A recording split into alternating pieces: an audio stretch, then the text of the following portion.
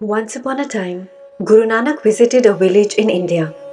In that village, two close friends lived. One of them was a sincere spiritual man, and the other was an average ordinary man. One day, the two friends met, and the sincere friend said, "Have you heard the good news? Guru Nanak is staying here. He is a true man of God. I have decided I will not eat or drink until I meet him." The average friend wasn't as determined as him and said, Okay, I think I'll go too." The next day, the average friend told his wife that he is going to visit Guru Nanak with his friend. His wife was happy to hear this and took out some money from her small savings to offer to the Guru. The two friends then set out to visit Guru Nanak. On the way, there was a fork in the road where stood a woman convincing passerbys to go with her to have some fun. When the woman saw these two friends, she said to them, "Don't go that way. Come this way with me. We can go and gamble, have alcohol, and smoke cigarettes. It will be so much fun." The sincere friend was determined and said, "No, I am going to see the Guru." But the average friend was easily convinced and went with the woman to waste all of his wife's money. He got drunk, smoked, and had fun with people who wasted their lives doing nothing good.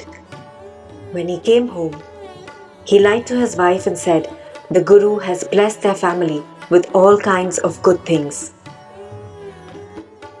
Every day, the two friends would walk home together after work, and then one would go towards the Guru, and the other would go with that woman. This happened every day for several days. Finally, the average friend said, "You always spend your time in the Guru's court doing good deeds. But I lie to my wife and kids, and I waste all my time doing nothing good.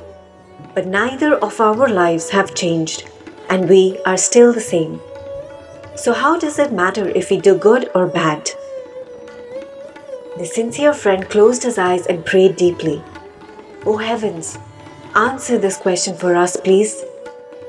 We shall meet under this tree tomorrow. Please give us your answer."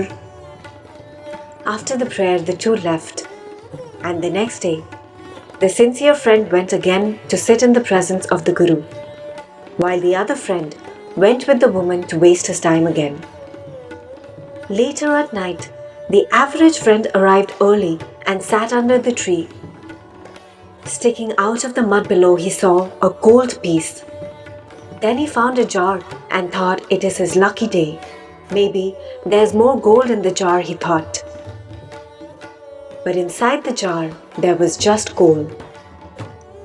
Then from far, he saw his friend coming. He was in pain and he was limping. He had stepped on a big thorn and his foot was bleeding. Both of them were confused and did not understand the answer they got from the heavens. So they decided to ask Guru Nanak. After hearing everything, the Guru explained with deep wisdom to the sincere friend. In a past life, you were corrupt and you stole from people. You lied and did many bad things. Today, you were destined to be killed by a spike. But in this life, you have used your time well and you have cleaned your heart with the holy name.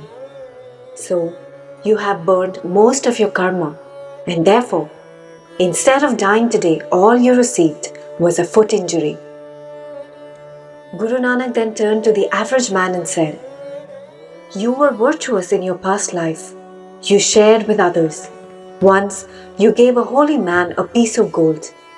Because of this, Divine Providence wanted to give you a whole jar full of gold.